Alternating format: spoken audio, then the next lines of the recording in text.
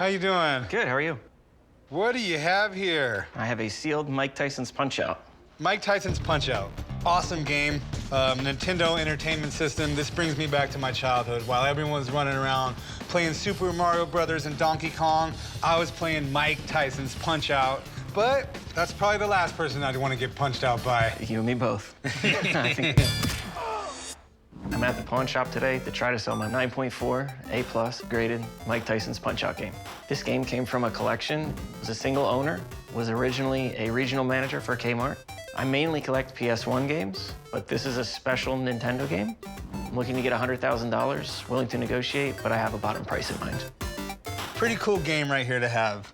Yeah, I know right now games are really, really hot, especially the stuff that came out in the early 90s. Everyone that was playing video games, they're at the point where they want to start collecting the stuff they grew up with. And this is where it all started. Mike Tyson was actually the first celebrity that Nintendo used to endorse a game. You had to get through all the characters, like Glassy Joe, is that his name, I think? I think so. Yeah, there was so much fun stuff going on here, but it was Mike Tyson's Punch-Out. It wasn't like the boxing games we know today. It was pretty much punch, punch, duck, back up, punch. And you would play a guy called Little Mac. And you would try to take Little Mac all the way up and beat Mike Tyson for the championship belt. And then you would become the undisputed heavyweight champion of Nintendo. Well, let's take a look at what you got here, because I'm familiar with Mike Tyson's Punch-Out, but I opened my copy, unfortunately.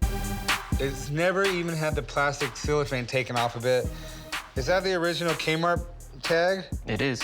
Wow, that's pretty cool. And I mean, right off the bat, I see it's certified by WADA, which is great. It's marked A+, 9.4, which is an amazing grade. I mean, I don't even remember it looking that good when I bought my copy. So what are you looking to do with it? I'd like to sell it. And how much are you looking to get? I'd like to get $100,000. It's not out of the question. These original Nintendo games go for lots of money. I don't doubt this has some significant value to it, but I'm gonna have to have someone come down and take a look at it, and we can go from there, because $100,000 is a lot of money to spend on a Nintendo game. Sounds good. All right, I'll be right back. I know my game's in great condition. I know it's been graded, and I'm hoping the expert comes in and says that it's worth more than what I'm asking. Well, this is what I called you about, Mike Tyson's Punch-Out, one of my favorite games growing up. Even though I could never beat Mike Tyson, I still love this game. Definitely, and it's a classic that so many people remember. It is. Did you play it? This was before my time as a gamer. I was more of the Super Nintendo N64 era. All right, well, don't date me, all right? You're not alone. We've seen this massive growth in video games, the spike in the market, and what people are gravitating towards are things that were significant for pop culture, things that were popular that everyone remembers playing.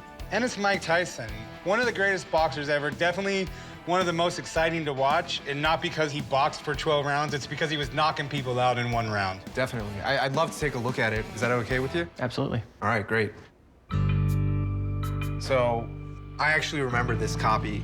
This was part of a collection from an ex-owner of a Kmart store, and there were a lot of games that had the same sticker on there. This is considered the third major print out of 4 major prints, but when you're talking about the first and second prints, they're almost unattainable. Realistically, getting above a 9.0 is exceptional when you're grading sealed games, and once you hit the 9.4, 9.6, 9.8, especially with a seal rating like an A+, it makes this really desirable for a lot of collectors who care a lot about condition. So what do you value it at? You know, it's always tough to value things that there's so few out there right now, but that being said, I know people who would, without thinking, pay $65,000 to $70,000. So I would be very comfortable valuing it in the $70,000 to $80,000 range. Could it be more? Potentially. It really only takes 2 people to determine the value. Well, I know this is the second time you looked at that game, but I'm gonna need it back now. All right. I think it's a little too rich for my blood, but hopefully you guys can figure something out. All right, take care. All right, thanks. Well, you heard what he had to say. I'm gonna offer you $50,000, and that's cash money right here, right now, today. About 90. Oh, man. Would you go 55? No. What's your bottom? My bottom's 70. 70? You want to meet in the middle at 60? I can't, unfortunately. It's so hard to find in this high a grade. If you have trouble selling it for the 70 you're looking for, my offer will stand just so long as the market stays where it is. So keep that in mind if you do decide to sell it for 60, because I'd love to own it. I appreciate that. Thank you. Have a great day. Thank you, too. I was hoping to make a knockout, but unfortunately today I got KO'd. Why are you wearing house slippers again? I'm not wearing house slippers. These are a mix between moccasins and house slippers. Business on the bottom, party on the top. Hey, what do we have here? This is called an M82 unit that is a Nintendo NES demo kiosk. So it was placed in retail stores and you could demo 12 different games on it. So, in simpler terms, you play Nintendo on it. You could play Nintendo on it. Okay. I'm here today to sell my M82 demo unit at Nintendo Entertainment Center. The M82 was distributed to retailers back in the 80s so that people could come in and play 12 different games and try them before they bought them. I am a little bit of a video game nerd. I'm a video game collector. Today I'm looking to get about $4,500 for the Nintendo. It is really interesting. I mean, Nintendo in 1983 came out with a Famicom. It was basically an acronym for the family computer. It was released in Japan. In 1985, they came out with the Nintendo Entertainment System. They did not want to call it a video game. That's right. Because at this point, home video games were basically dead in the United States because everyone got burned out on the Atari 2600. That's right. So Nintendo did something that really wasn't done very often back then. It's not even done today. They told all the retailers in New York, if you can't sell them, we'll buy them all back, which would have probably bankrupted the company. That's why you would have needed something like this, because if you were able to play something like this full of different games, it might convince you to buy a Nintendo right there. This was only at a retail center, only sent to retailers themselves. So to get one of these is pretty darn rare. There's basically 12 Nintendos in this thing. So how did you get this? Somebody who was friends with someone who worked at a retail center bought it and then resold it to me. So it works just like a Nintendo? Just like a standard NES, you can just play 12 games. That's the difference. So you have to blow the cartridge out before you play it? Absolutely. Okay. How much you want for it? I'm looking for $4,500 for it. It's super cool, I'll give you that. Anything early Nintendo and certain rare Nintendo things are going for insane money. I'm talking like hundreds of thousands of dollars. Yeah. But I don't know if this is worth money. I just don't. Yeah. I actually have a guy that is in the video game business, like he deals in all this vintage stuff. Sure. If I can call him up and have him take a look at it, we can go from there. Yeah, absolutely. All right, I'm gonna go give him a call, hang out, and don't break it, chum. I'm gonna go find a TV, we'll test this thing out. Yeah, absolutely. So it's a M82 NES. You don't see these every day. I love this kind of stuff. As a preservationist or someone who loves the history of this is really something cool. Back in the day, stores that were selling Nintendo games would have to look through these things called merchandise manuals. And they would pick different items that they would want to put in their stores to help sell their games, essentially. Something like this costs a store owner a lot of money. And what I love about this one is that it's not something you just look at. This functions. Okay, cool. Let's test it out. Is it all plugged in, chum? Yeah, it's plugged in. You probably don't know how to do it, but you have to turn the power on. What game is this? So this is actually really cool too. This is kind of something different. This is called a homebrew. People who loved NES games and also knew how to program stuff, they started programming their own NES games. It's something someone crafted in their own garage or their basement. They weren't licensed by Nintendo or any official company. It's just a passion project. Someone just made this? Yeah, this guy, Kevin Hanley, programmed this game as well as several other fantastic games. I think this one's called Nescape. And you gotta kind of go through the different rooms, gotta just kind of figure your way out. This is cool. There's a very niche kind of aspect to the video game collecting where it's not just about the games, it's about all the peripherals, it's about the display units. Basically, if it wasn't meant to be collected, it's collectible. Okay, so what's it worth? I mean, is it in good shape? Is it, Yeah, surprisingly it is. On the open market, these used to sell for $1,500, $2,000. So they've been valuable for a long time. But given that one hasn't come up in a while and that they're harder and harder to find, I'd say this is probably closer to $3,000 if it came up on the open market today. All right, Thanks, man. I Always appreciate happy it. to help. All right, see you later. Thanks. He says I can probably get $3 grand out of it. I'll give you 2. I could go to 3,500. It would make zero economic sense for something that has a current retail value of $3,000, pay $3,500. I understand. I think the market's higher than that. Okay. Anyway, thanks for bringing it in, man. Thank It's you. really cool. And help him out here, chum. Here you go. Sorry, my boss is a cheap ass. No worries. I need to learn more about these homebrew games. They're cool. They're fun. I didn't make a sale today, but I still have a couple lives left, and I think I'm gonna hit the reset button and make a sale somewhere else. That was pretty cool. I didn't know that you could get a homebrewed game made. Yeah, these are like the next big thing, homebrewed Nintendo games. Have you ever heard of homebrewed games, like for Nintendo? and Like stuff? with beer or? No, like, you know how there's Nintendo games licensed by Nintendo? Well, there's other people that make games in a Nintendo cartridge, but they just make it at home. So people can make a Nintendo game now and play it in the old school NESs. Like if I made a game, I'd be the character and you could sell it here at the pawn shop. You're gonna make a video game about yourself? Sounds like a good idea to me. A video game character that does nothing would not be a good character. I actually know Kung Fu. Okay, you don't know Kung Fu. Are you gonna make a video game about napping? No, maybe about, you know, getting rid of my boss or something like that, taking over his empire. No one would ever buy that. I'd be like a Kung Fu master and I'd come in and I'd take over the pawn shop. First level, I'd whoop Corey. Kata. Second level, I'd run right through you, and then you will no longer be a part of my dynasty. That sounds like you have some issues. Corey, you listening to this? Nope. Tuned out a minute ago. No one's gonna want a Chumley video game. Why not? I'm badass. There's pointless conversations that I've heard, but this is probably the most pointless. You know what? The more I think about a homebrewed game, the better idea I think it is. I'm gonna go draw up a story plan.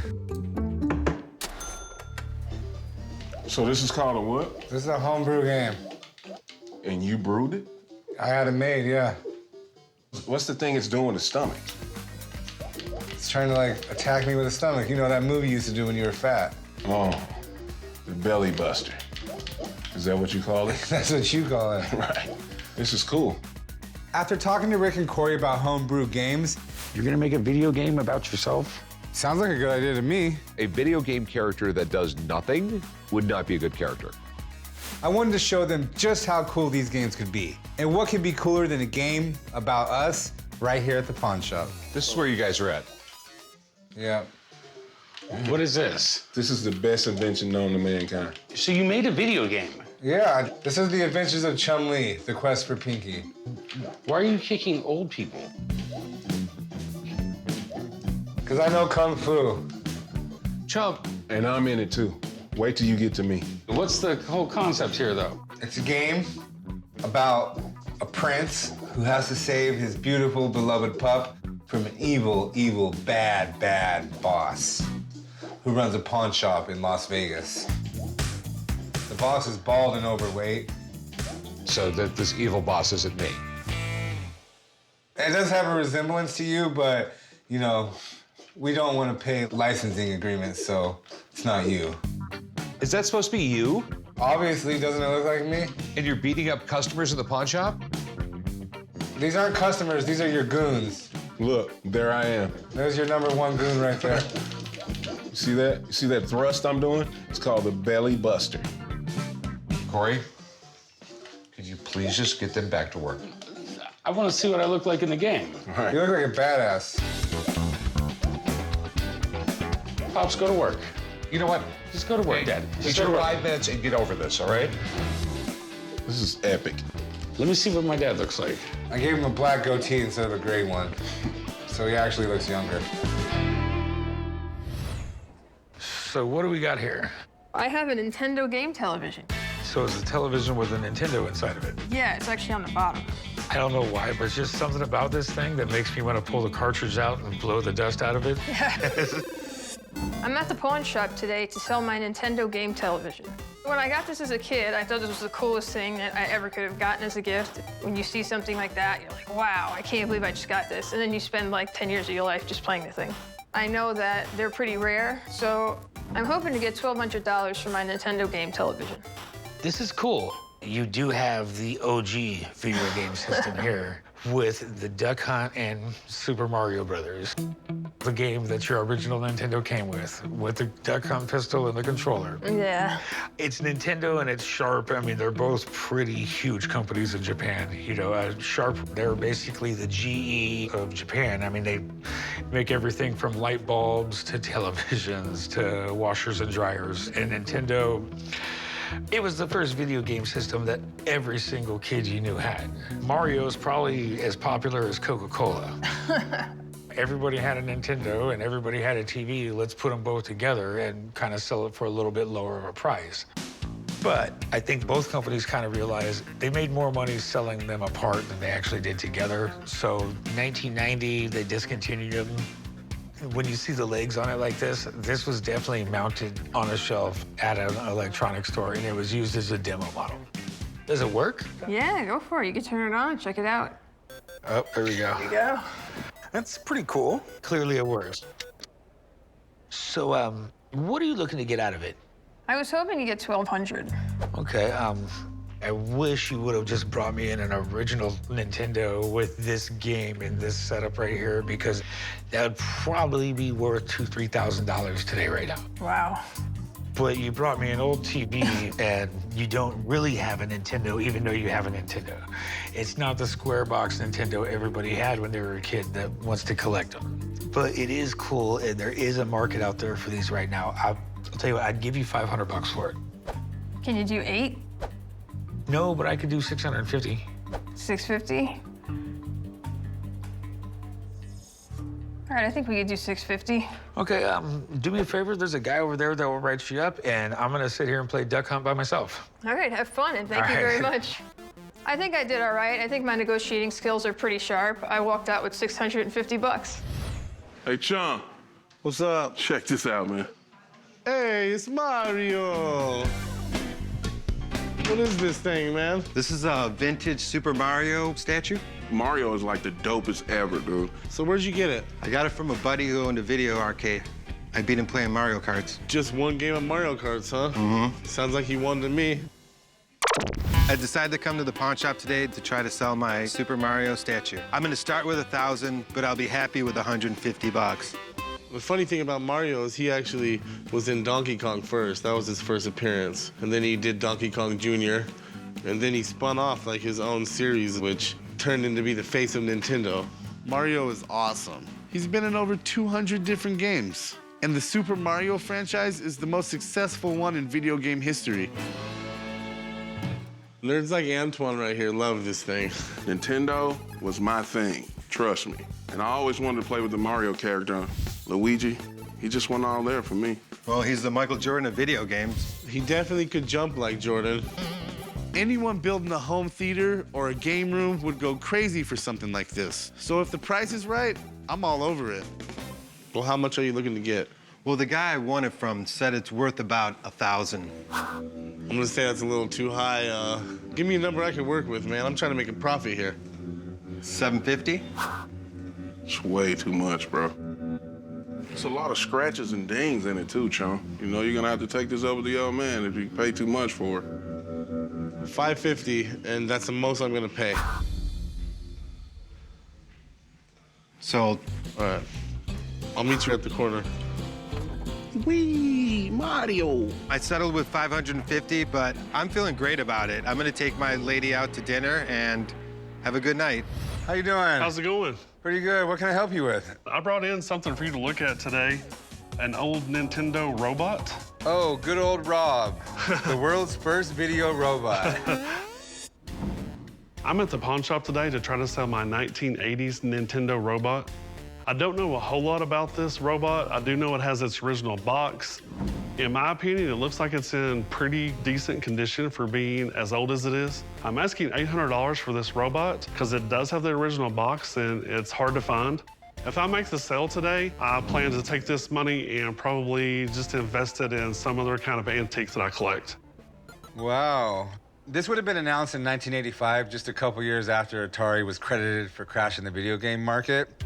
The idea behind this robotic operating buddy was that you could actually play Nintendo games with it, and it could play Nintendo games with you. You could give it commands, and it would obey your commands. You would have been able to get games with it. Gyromite and Stack Up would have been the two games compatible with this.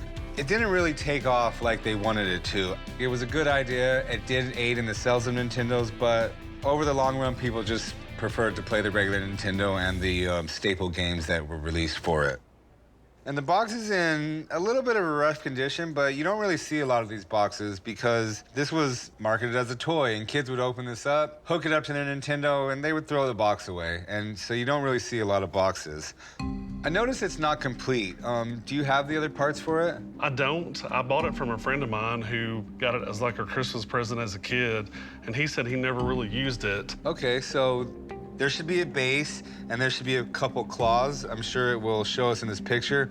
Yeah, see, these claws would have hooked up to the arms right here, and that would have actually helped you like pick things up and move things and set them onto these little buttons and such. Yeah, it's pretty much missing everything except the robot and the box. And you do have the box, that's a good thing, and the robot is in good condition, but collectors, they want a complete version of this. What are you looking to do with it? I'd like to try to sell it. And how much are you looking to sell it for? I'd like to get $800 for it. You know, I do imagine these things could fetch somewhere around there, but I have a few questions, like how much do the missing parts affect the value? So I'd like to have someone come down and take a look at it, tell me what it's missing, and tell me the value of it as is. Okay, no problem. All right, give me just a few minutes and I'll have someone come down. Okay, great. My biggest concern with the expert coming in is that he's going to say that it's incomplete and it's not going to be worth anything. Thanks for coming down. This gentleman has Rob. I hope you know who Rob is. I know who Rob is because you have to if you're a Nintendo collector. Rob was Nintendo's first accessory. During the video game crash of 1983, retailers were kind of turned off by video games in general.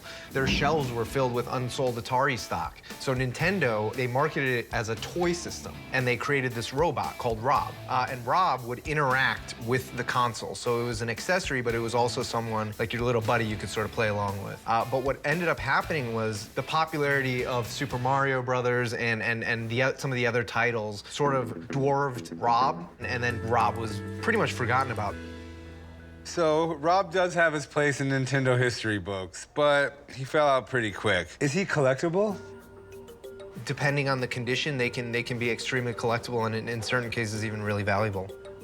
This Rob has no accessories, and on the back here it has a picture of all these accessories, and even I know you needed the accessories for Rob to work. Does that affect the value, not having all the accessories with this? It's not complete. Believe it or not, it actually is pretty complete. It only came with the robot. Those accessories came separately. Really? The real value, though, is in the box, if I can take a look at this. Unfortunately, there's quite a bit of wear on the box. You've got tape that goes all the way around that if you took off would absolutely destroy the box pretty much. And then you've just got pretty hard creases, some tears. It's a worn box. It's still got a nice square shape to it, but it's definitely seen better days. What value do you put on it altogether? I would say altogether, you're probably looking at about $450. All right, well, thanks for coming down. I'm sure Rob appreciates your evaluation. I hope he does. Thanks. Yeah, absolutely. All right, well, good news is it's worth about $450. The bad news is it's not worth the $800 you were asking for. Would you take $200 for it? I hate to take $200. I think it is pretty hard to find. Maybe $400? How about $250? I need to leave some room to make money. If this box rips on me, it's gonna be worth a lot less, so I do have to leave some room for error in there. You know, Rob's got to be worth at least $300. Let's do $275. I mean, let's not beat each other up over 25 bucks. If you could do $285, I'll let it go. All right, I'll let you throw the last blow. $285, you got a deal. Deal. All right, let's go write it up at the counter. All right. I'm actually happy with the deal. I don't feel like I got robbed. I think it was fair for both of us, and I think the shop will have an easy time selling it. Hey, how's it going? Good, how are you doing? Haven't seen one of these for a while. Oh yeah, Nintendo Virtual Boy. This thing was a critical failure, one of the few Nintendo systems that did not succeed. I know they're really, really bad for your eyes, so you could only play them 20 minutes at a time. Yes, a lot of the games they put out for this, they're all just quick, casual playing games because Who wants to spend hours on end staring into this thing? I would. I decided to come to the pawn shop today to sell my Nintendo Virtual Boy. I got this thing for Christmas of '95, and it's kind of an oddity. It's not something you see every day. It's at the point where I need to lose the girl or lose the system. The guy who invented this had been with Nintendo for 30 years, and he actually became the mentor to Shigeru Miyamoto, who's the guy that created Mario, probably the most iconic character out there, and they more or less blamed him for the failure of this thing. I could listen to you talk all day. Well, there's plenty more where that came from. When Nintendo introduced the Virtual Boy in 1995, it was supposed to be the first true 3D video game. But the graphics just weren't that cool, and it hurt your eyes. I mean, the thing totally bombed. So do you mind if we hook it up and my friend Chumley here test it out? Absolutely. This has to plug into the controller. It's gonna be sweet. Stand here. Yeah, this thing's gotta fit in here just right. Don't break it. All right, we got power in here. There we go. We got something going. You wanna look in there and see if it works?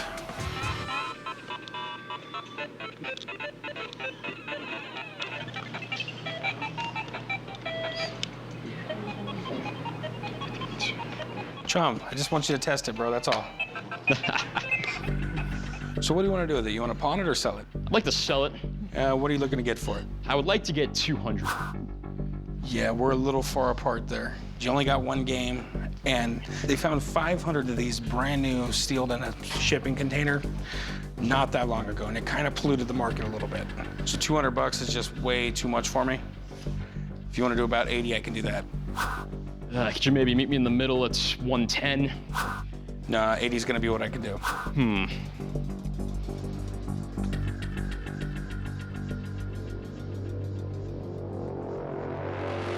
All right, 80 bucks. All right, deal.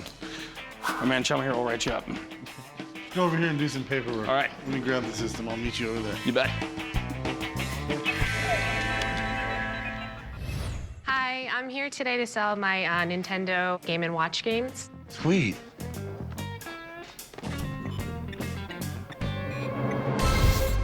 I came down to the pawn shop today to sell my Nintendo Game & Watch games. I want at least $500 for the whole group.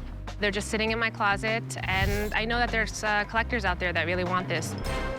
What do you know about them? They started around 1981, and these games came out before the actual Nintendo system. That's pretty much how they got the money to finance actually making the system, was selling stuff like this. These were expensive. They were like $80 back in the day. Everybody's heard of Nintendo Game Boy. I mean, they came out in the late 1980s, and they've dominated the market ever since. But most people don't know that this was actually Nintendo's first try at the handheld game system. It wasn't nearly as popular as Game Boy, but it was a good start. Which one's your favorite? This Mickey Mouse game. Let me try it. Here you go. They all work, and this one here is in the box and has all the instructions in there. I'm interested in buying them just because people do collect old video game stuff. Chumley will play any video game. It doesn't matter how outdated or stupid it is. But these are actually pretty cool. I mean, they're not the type of thing that sells for big bucks, but people actually do buy this stuff. What do you want to do with them? I want to sell them. And give me an idea of what you're looking to get for all of them. Maybe $500. I'd offer you like 150 bucks. For everything? For everything. They weren't around long enough for people to really collect them. So, believe it or not, it's a hard sell. Could you do 400?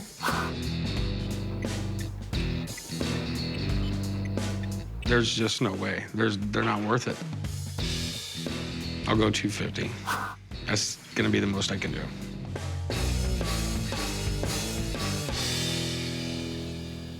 All right. Deal. You got yourself a deal. All right, Chum, write her up. Yo, write her up. 250 bucks.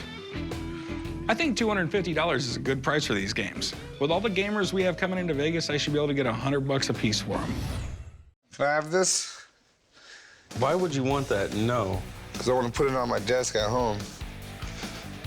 Hey, how's it going, man? Good. What do we got here?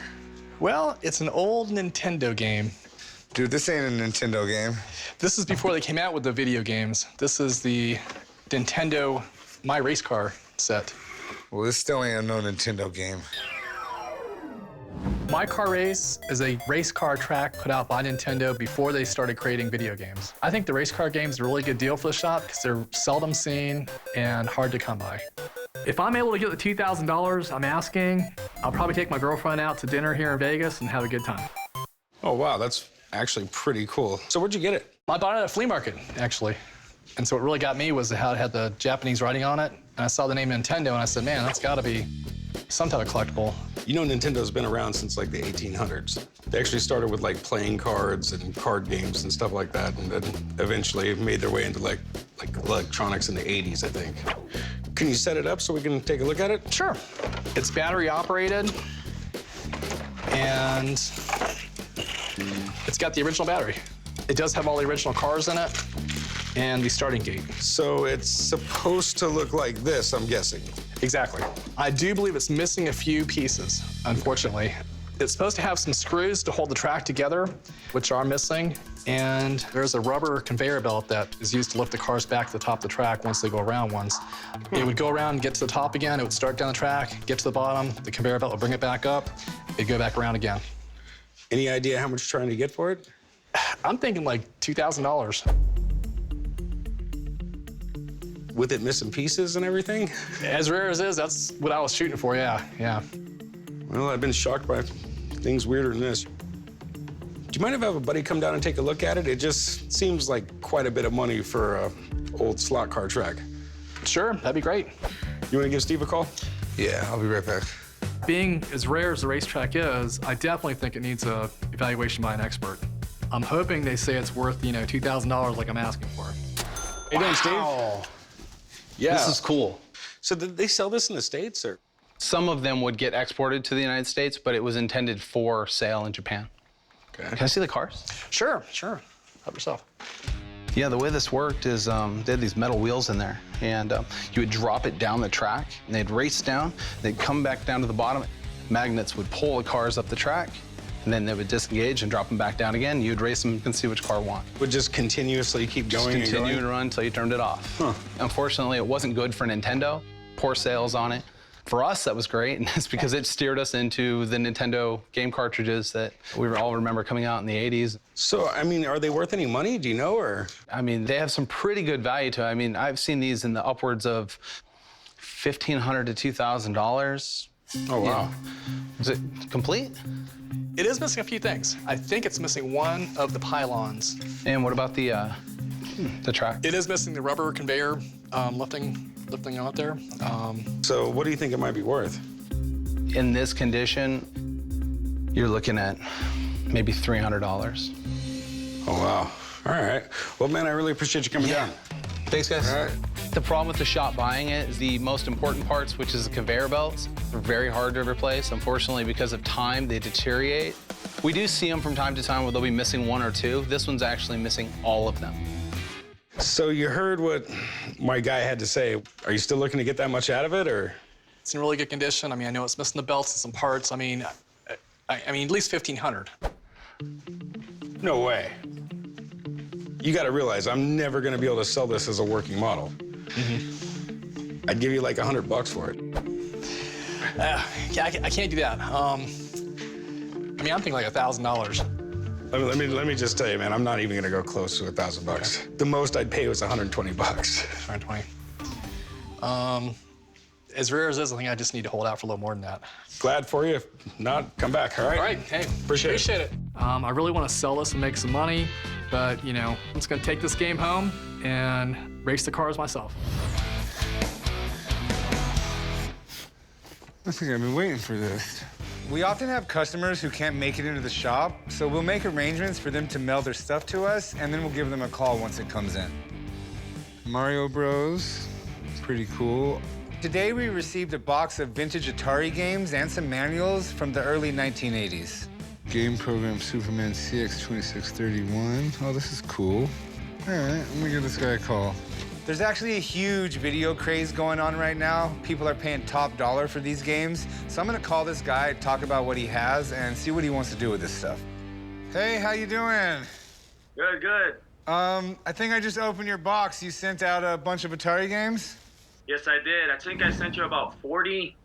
Where did you get this stuff? I got it from my dad. My dad used to play it when he was younger, and then he gave it to me, and then I just kept it. And when I moved from Hawaii, I packed it up with me, and now I'm in the process of moving again. So I kind of want to not take it with me again.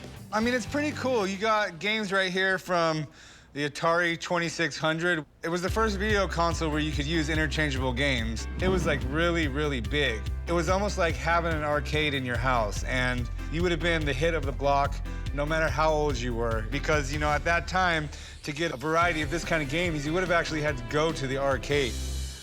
It's pretty cool here, and you got some classics like Mario Brothers. I mean, Mario Brothers is known for being Nintendo's staple game, so it's pretty cool to see it on Atari. I see Superman right here, too. Even the rare version of the Superman game sold for $30,000 on an online auction recently. Unfortunately, this is not the rare version of it. It would say from Sears on it, and it would say Telegame, and it wouldn't be in red text. I believe it was in a yellow text. What are you looking to do with them? I was hoping I could sell them. I mean, it's a good time to try to sell video games from this era. I mean, original Ataris, original Nintendos, PlayStations, everything is just going up in value right now because there's a huge craze for video games. And a lot of this stuff can be very, very valuable. How much are you looking to get for this collection of Atari games? I was hoping to get about $450 for like the whole collection. Okay. I noticed you didn't send any boxes. Do you have them, or did you just pack them like this because the boxes took up too much room? I did just pack them the way I got it. Okay, yeah. They need to be boxed. And that's the thing with the collector's market right now in video games. People are out searching for a boxed game. So on this particular lot here, I just have to pass on it. Not gonna be able to make you an offer. Really cool, though. Thanks for sending it down, and I'll get it packed back up and sent back to you in probably the next day or two. All right. Well, thank you very much for taking the time to look at it. I appreciate All right. it. Have a good day. All right. Almost had a good buy. Are we close? I don't know where we're going. You tell the phone where you want to go, and it never brings me to the right place. I just think you don't really know how to use the navigation thing. You know what? I get there faster with a map. I think I turn over here. You're starting to worry me a little bit, all right? You getting a little... All right, there it is right there. Here we go. Dad, this is a record store. I know it's a record store, but this is the address. Okay. Is there a Chris here? I'm Chris. Rick from Vegas. Rick, welcome to the record parlor. Incredibly super cool place, but where's the arcade games? There's a little door to the left, a red door, through the bathroom that will lead you to the electromechanical champagne lounge. Through the bathroom? Through the bathroom. Okay, I'll go take a look. Come on, Corey. Yeah, it's, like you said, a bathroom. A little bizarre. Whoa, this is cool. Look at this place, dude.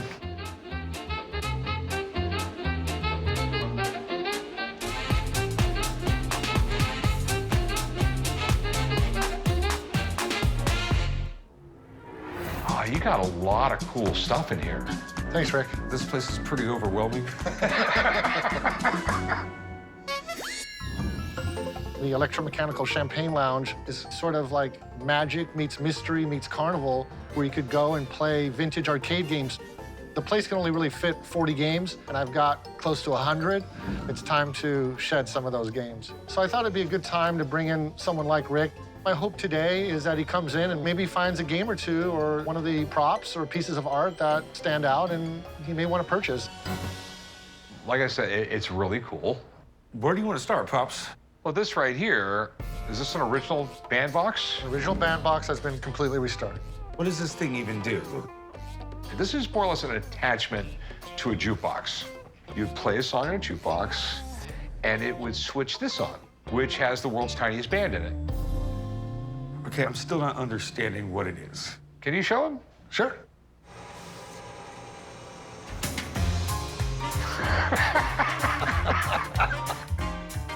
So what would happen was, His music would play, and this thing would open up. You can understand why they stopped making them, all right? But it's kind of funny and cool. Yeah, it works great. I think it's amazing. So how much are you looking to get for it? I'd like to get 10,000. Okay. So now that we've seen the tiniest band, I mean, there's a lot of cool stuff in here. Let's take a look around. Okay. So Rick seems interested in the Chicago band box. I think it'd be a nice piece for his shop. We'll have to wait and see. Crane machine's cool. I used to actually play that game when I was a kid. Huh, Funland. This is pretty cool. So this is your little shooting gallery right here? Yeah, we gotta have a few shooter games. These are really cool. They were great money makers. Yeah. And the reason why is, like, you know how kids are. They would put their nickel in. Now your buddy's got to beat your score, and they do it over and over again. I mean, these things were like $200-300 when they were brand new. Yeah, some of them I think started like $250, and they'd make a couple $100 in a month. So they did very well. What really fascinates me with these is that some of these are real gun stock. I mean, it's like real wood. It actually sort of feels like a gun. It's not plastic. I mean, yeah, a lot of these shooters, they're real 22s. They've just been welded shut. And Exactly. Yeah, that's a real rifle stock they put on it. It was made to be reliable, a little bit flashy, and make a business owner money. Right. And overall, I mean, it's pretty big. It had some fun graphics on it. So where'd you get this one at? Yeah, most of these came out of Chicago. So what's the deal with Chicago and these like games and stuff? It seems like almost everyone I see comes out of Chicago. Basically, by right around 1900, Chicago was the biggest manufacturing city in the United States. Some coin-operated machine companies popped up there. That was sort of like the hub for it. That's why probably 80% of the machines are made around Chicago. So, does it work? This one works, yeah. Give it a shot, Pops. Yeah, I'll show you how it's done, son. I'm sure you will.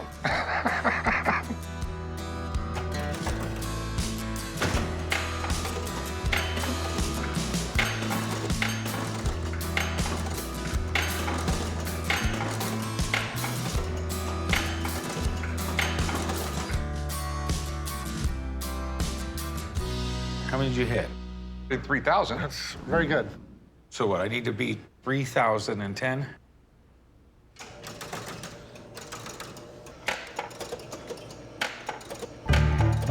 You've scored 0 points so far.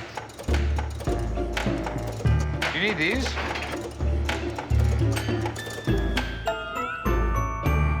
You scored 450 points.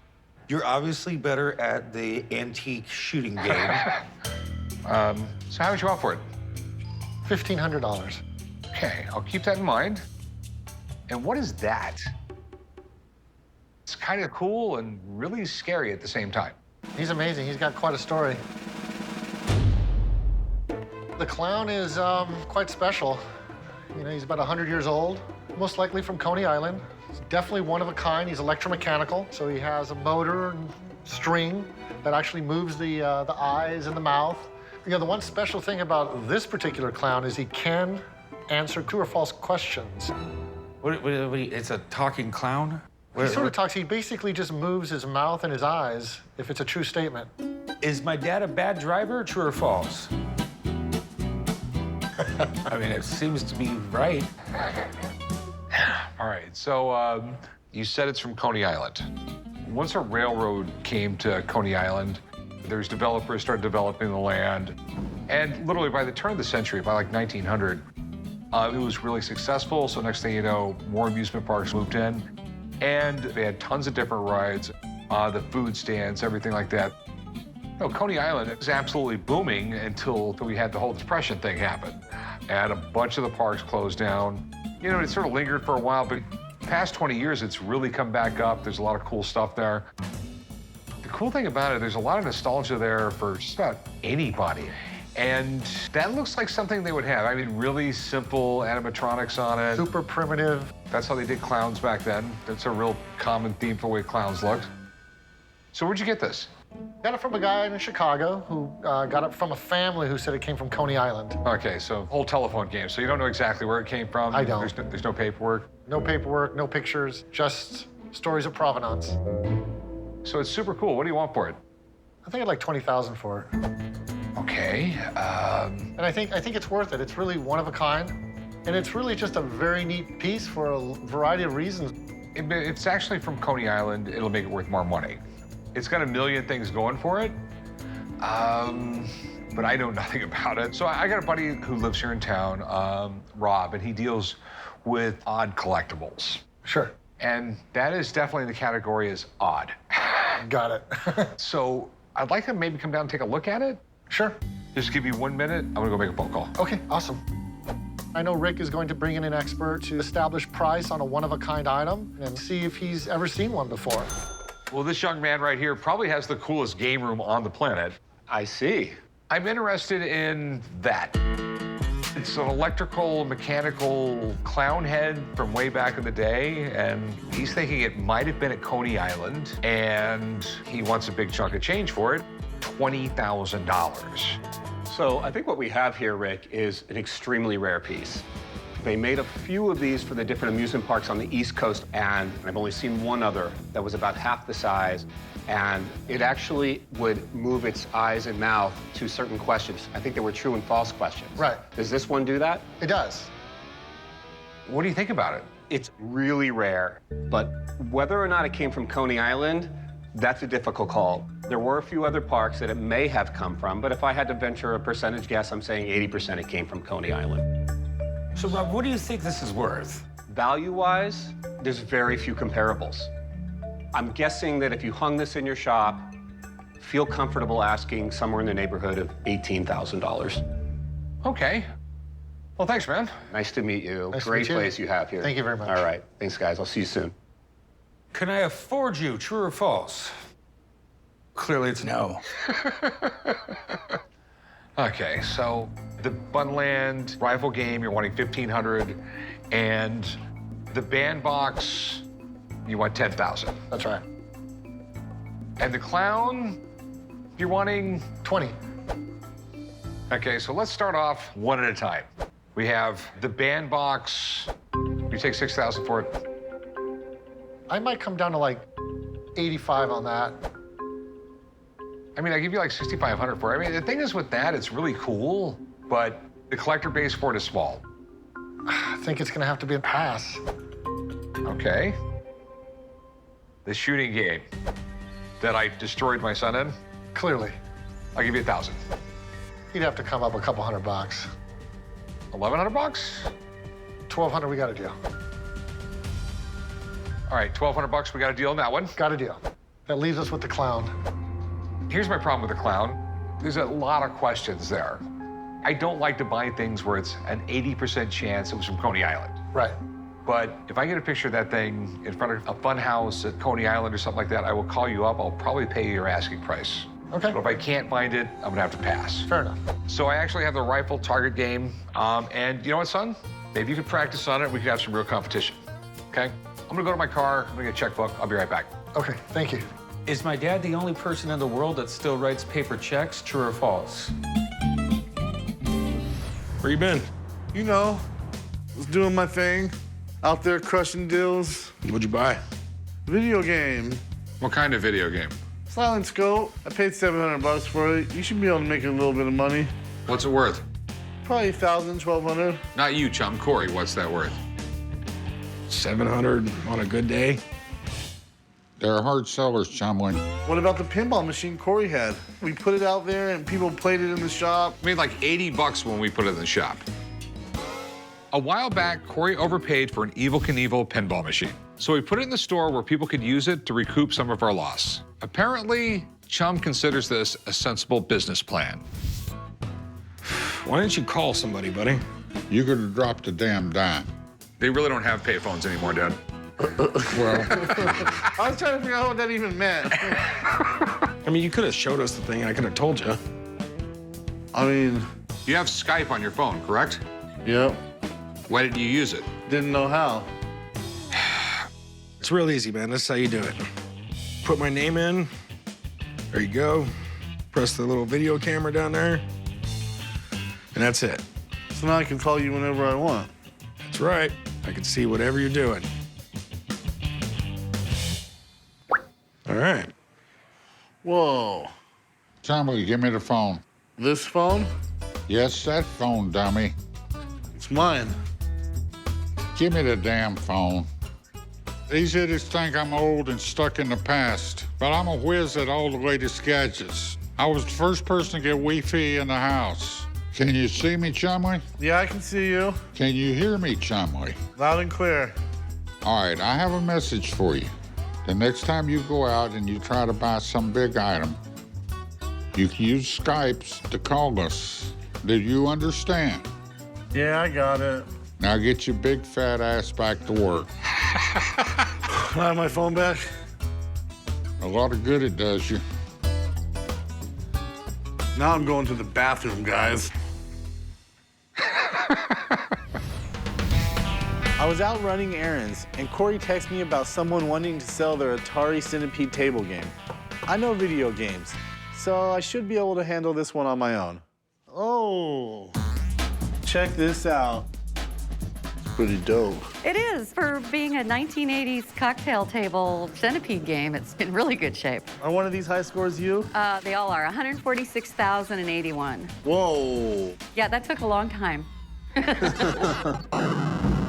Way back when, you couldn't game at home, you had to game in the club. So I would go to the clubs, and that was the game to play. It's a classic game, so I'd like to get 500 for it, but I'm negotiable. I'd probably take as low as 4.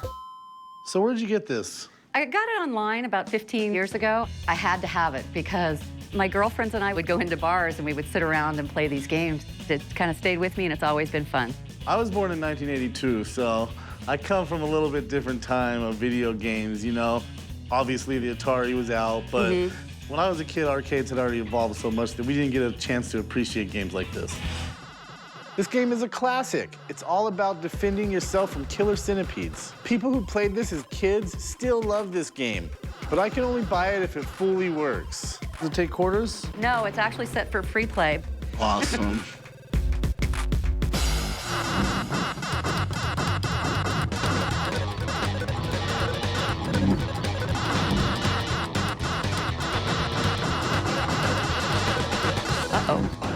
Ooh. I think my high score still stands. I just wanted to make sure it was working good. Okay. How much are you looking to get out of it? I'd like 500 for it. 500. The highest these things sell for is 700 bucks. So 500 is not a bad deal, but it's damaged, and the amount of repairs that I have to do, I just couldn't make no money there. I'd be offering you like about 200 bucks. 200 bucks wouldn't work for me. I could go down to 400 bucks. $400 is just a little bit out of my price range. If it was in a little bit better condition, I would do it all day. I'd like to buy it at 200.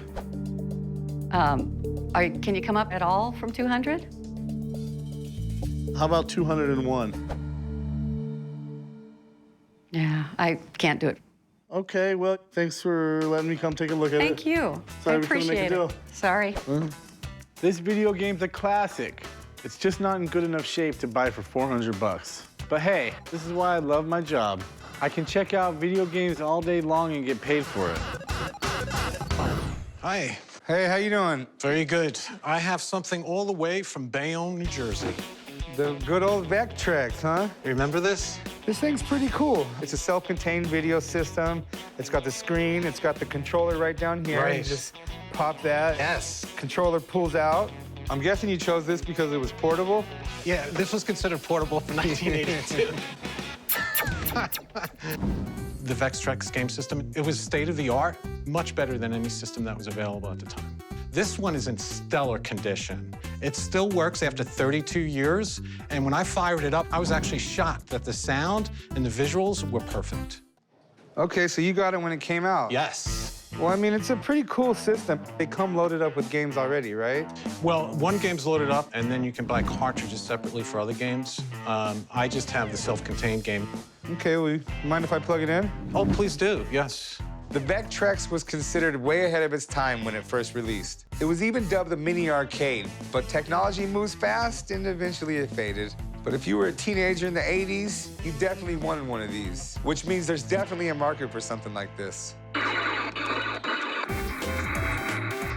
When you get to the other levels, it gets really challenging. And you gotta do like rapid fire with your finger. Oh, man. All right, so it's pretty cool. I see it all works. Sounds good. Yeah. It works good. The buttons are still in good condition. How much do you want for it? I was asking 200. I know stuff like this can be collectible. Nintendo, Sega, 1982, that era, that's some of the most collectible stuff. The problem is, you know, Vectrek, it was almost done in 1984, you know? But that doesn't mean it's not collectible. It's just something that's a little bit out of my area of expertise, even though it's a video game. But my friend Johnny owns a toy shack. It's about a half mile down the road. If you got 15 minutes or so, he could be up here, I'm sure. All right, perfect. Thanks so much. I'll be right back.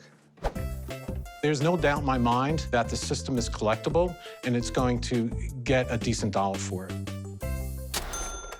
What do you think? Dude, this is classic, man. 82, when this first came out. I mean, there was a lot of game systems at the time, but this was ahead of its time. I mean, it was a quality product. You know, back then, not everybody had 2 TVs in the house. So, I mean, it was a pretty cool option for your young kids. You know, you have an all-in-one system, had its own monitor, so the kids didn't have to take over the family television. You know, they could take this to the room, or they could carry this to the friend's house, wherever they went. I mean, it was all together. The Vectrex only had 28 games, and then it also had, you had the 3D goggles, which was pretty cool, and it had a light pin. It was well thought and well executed, and a lot of these systems that survive still work today. This was so cool, because it came internally with this game Mindstorm. If you got to the 13th level, it would crash, and people would call in Mindstorm 2. They'd send you in the mail. You know, and that's a pretty rare game. I never got there. I got to 10. Oh, really? It was kind of hard to get there anyway, so not that many people called. So what do you think it's worth? Well, overall, I mean, it looks clean. You know, gamers now, I mean, this system has a lot of respect. I mean, I was just at a Classic Gaming Expo, and they still produce games for this system. Really? Yeah, every year there's a guy out there, you know, producing a game for this system. Oh, that's cool. So, I mean, it still has a huge following. The guys who collect these are the guys that already have the Ataris, the Nintendos, and they're chasing systems like this and the Odyssey, and these have become really collectible. Unfortunately, we don't have the boxes, we don't have additional games, we don't have some of the other accessories. In this condition, you could easily, on a retail price, you could pull maybe in the $250, $275 range. I could see this going for. Okay. And you could see a lot of guys jump on it. That tells me what I need to know. See you later, man. Take care.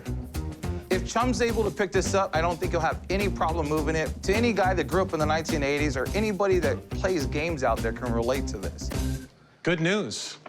Yeah, it is good news. Give you $100 for it. 100?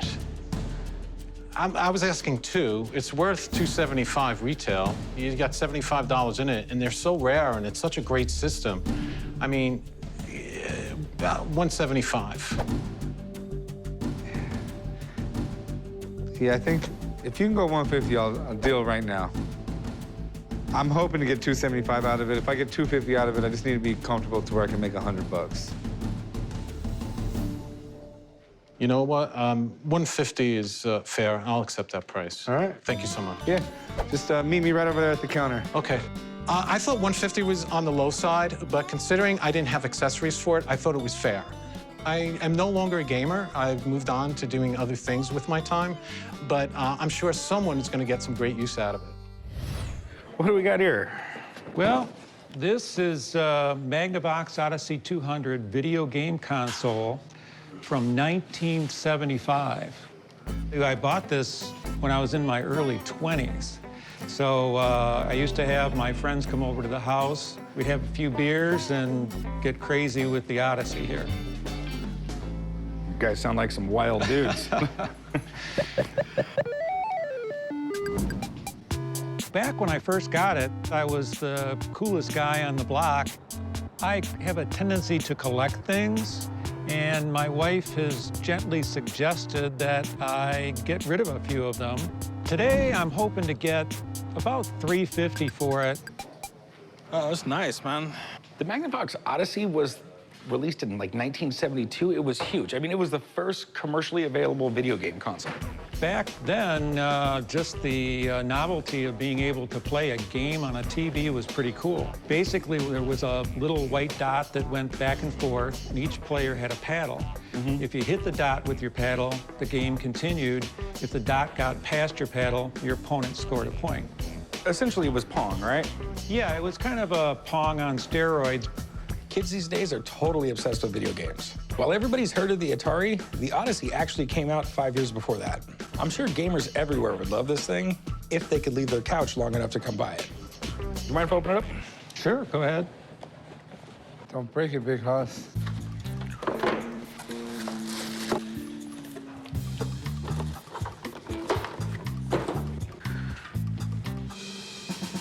Does it take batteries? Yeah, it takes 6 C-cell batteries. It couldn't even give you a power cord with it, huh? There's a switch on the front, A, B, and C for the 3 games. The 2 or 4 player mode, you control the paddle with the knobs. What do you want to do with it, man? Well, I'd like to sell it. Any idea what you're looking to get out of it?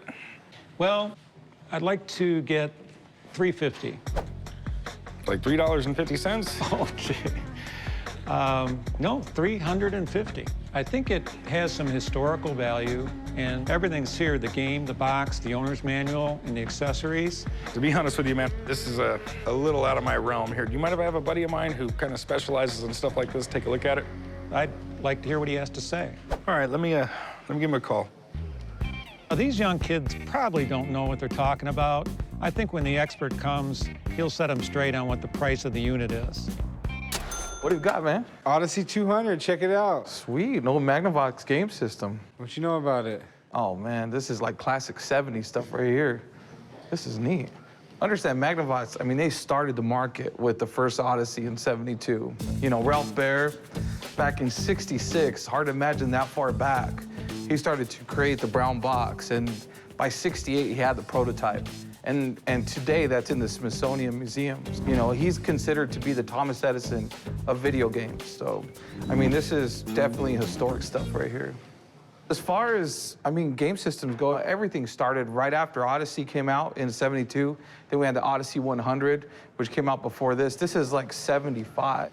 And the only real difference was it was able to keep score. And this was the first game system to be able to support 4 different players, which was kind of innovative at the time. When the Odyssey first hit in 1972, it was futuristic. I mean, these are just little beams of light going across your screen, but they set up a whole new era, a whole new industry at the time.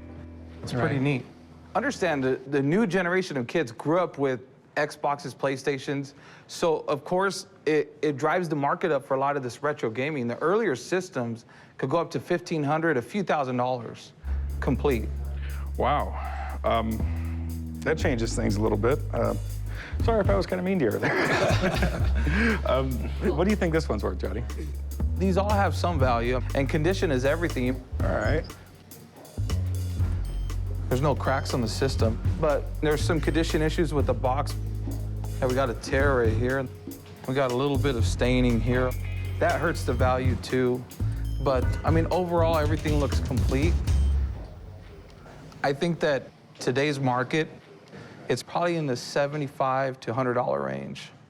And I would say this one probably be closer to the 75. Yeah, I thought you said that they were going for $1,000. That'd be the 72, the original one that would come out. This is 75, and just the collector's market hasn't caught up to this yet. You could easily see these go up in value, though. Okay. Johnny, appreciate it. All right, guys. Take care. Right, see you later.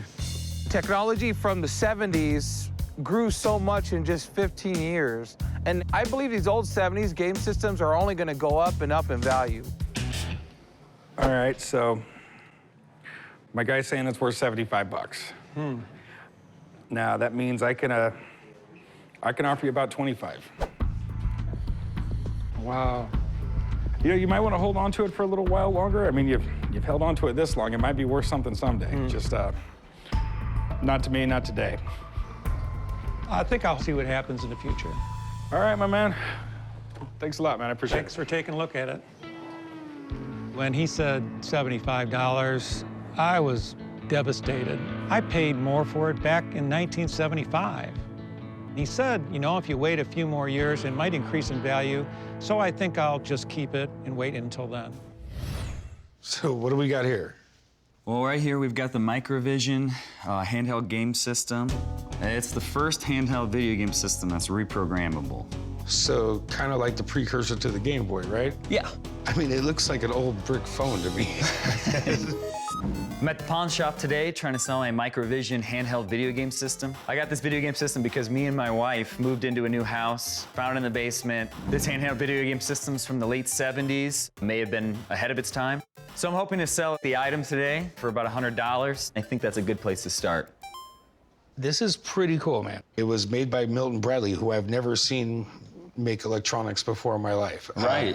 I'm used to them with like board games and stuff. Right. Milton Bradley's been around for a long, long time. I want to say 1860s, something like that. Any idea when this came out? I looked up, I think, late 70s, and discontinued it not too long after that. All right. I mean, it shows that they kind of had an idea of what was going on in the world. Mm-hmm.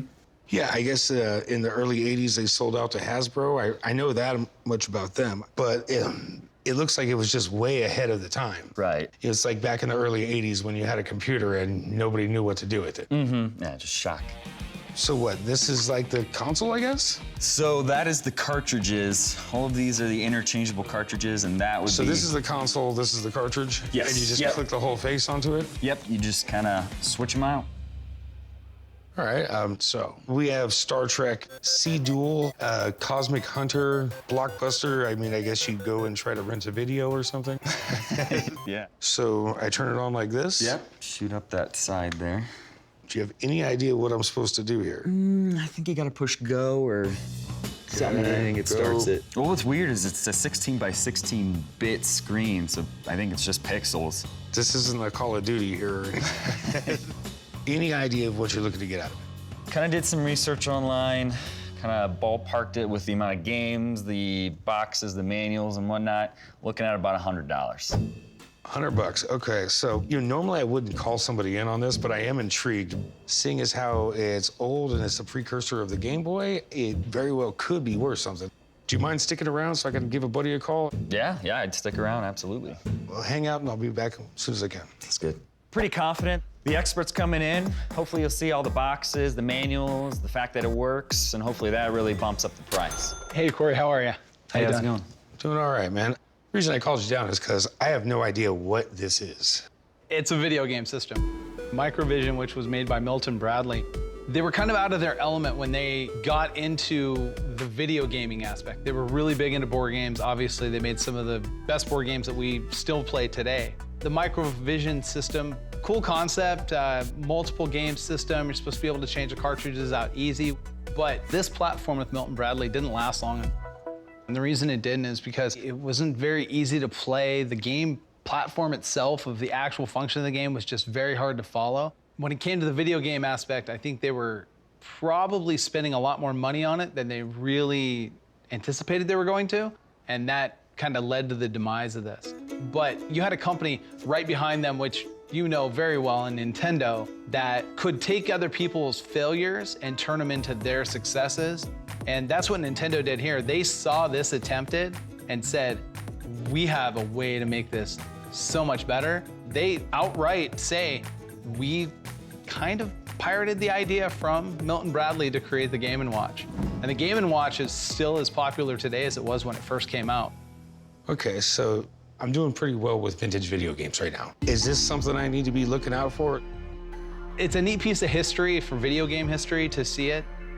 The platform didn't last long and actually only had 12 total games. And it looks like I see here, it looks like there's 10 of them here. So this is almost a complete run of all the games that were made for this system. Yeah, that's crazy they only have 12 games for it. That's nuts. Yeah. They had plans to do more, and there's a couple of prototype games that got out there, but they never were produced. So what's it worth? It's a unique system, and you don't see these often, but when it comes to collectible toys, games, there's always those few lines out there that aren't super desirable. This is one of those lines. It was kind of condition sensitive, it get damaged easy. I just don't know you have a ton of video game collectors that are looking for this specific platform. You'd be looking at $150 for the entire collection. All right, thanks for coming down. See you, man. So I'm kind of wondering if I really even want to buy it. Sure. I'd offer you like $40, man. Well, I'd say since it is almost the complete set, Almost. Almost, yes. Maybe we jump that up to 80? Yeah, I'll tell you what, 50 bucks and I feel like I'm being nice. All right, Microvision giving us micro prices, that's fine. Okay, go to the counter, someone will write you up. It wasn't the 100 I was looking for, but I got 50. Maybe I'll just browse around the pawn shop, see what I can get.